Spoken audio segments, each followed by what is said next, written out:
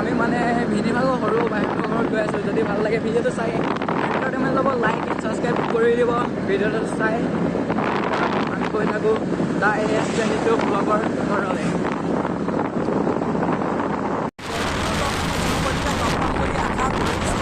ৰাস্তাত গৈ থাকে মানে ভাল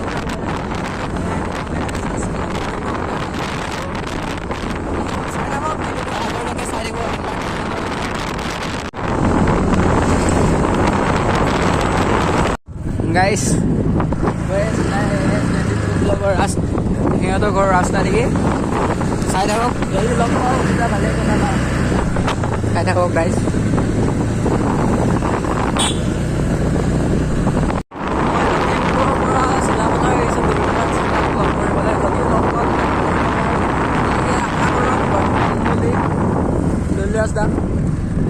চাই থাকক ভিডিঅ'টো আগলৈকে চাই থাকিব আশা কৰিছোঁ। যদি ভিডিঅ'টো চাই ভাল পায় like comment subscribe and share কৰিব প্লিজ। আপোনালোকে অলপ ছাপোৰ্ট কৰক, ছাপোৰ্ট কৰিলে মৰম কৰিলে মোৰো অলপ ভাল লাগে। চাই থাকক এইফালে যায় দুলীয়া দাহঁতৰ ঘৰ, এইফালে যায় গাইছ। বহুত গৰম দিছে, ৰ'দ দিব, ৰ'দটো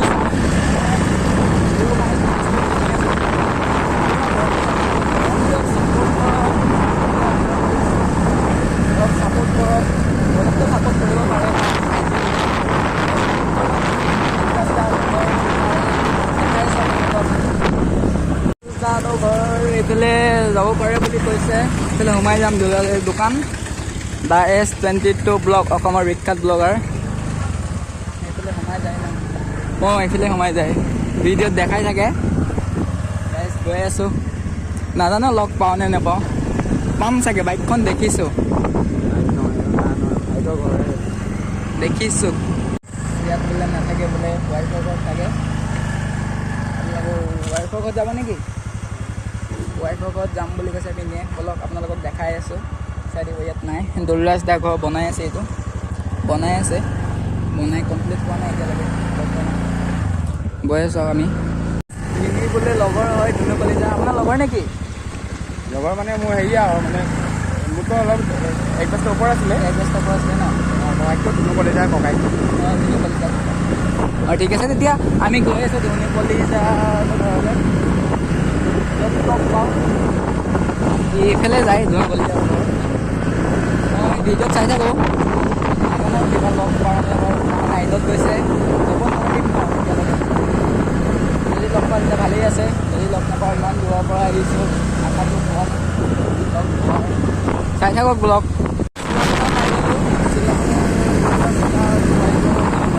গৈ আছোঁ, যদি লগ পাওঁ আপোনালোকে লগ পাম বুলি আশা কৰিছোঁ।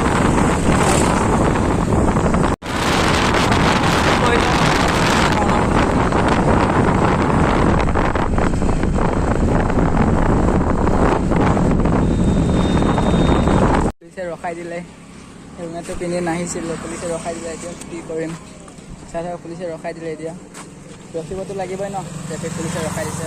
চাই থাকক এণ্ডলৈকে। স্কুটিখন ধৰিবলৈ তালৈ মাতিছে, পুলিচে ধৰি ৰখাই থৈ দিলে। গাইজ কি কৰিম এতিয়া, গোলগাল তাত বিচাৰি এতিয়া পাই গ'লো বুলি ৰখাই থৈ দিলে। তাক পুলিচে লৈ গ'ল। ভগৱানে কৰে এৰি দিয়ক, যাতে এৰি দিবতো লাগে।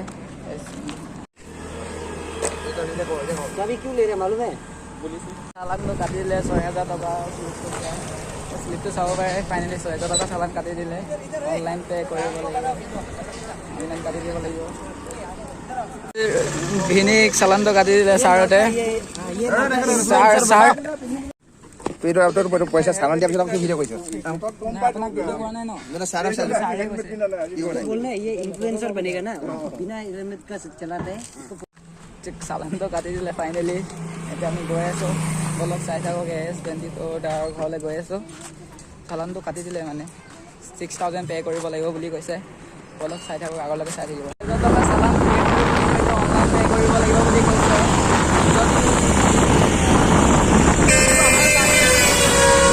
এইটো আমাৰ গাড়ী আছিলে ন,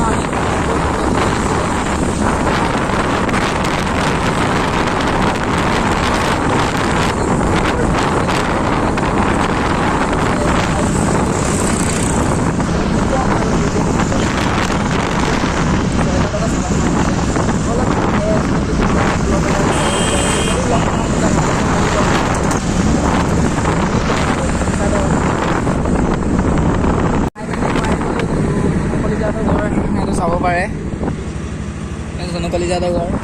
লগ পাওঁ নে নাপাওঁ বা আশা নাই, গৈ চাওঁ। গৈ চোৱাটো আশা কৰিছোঁ লগ পাম বুলি। আপুনি চিনি পায় ন? হা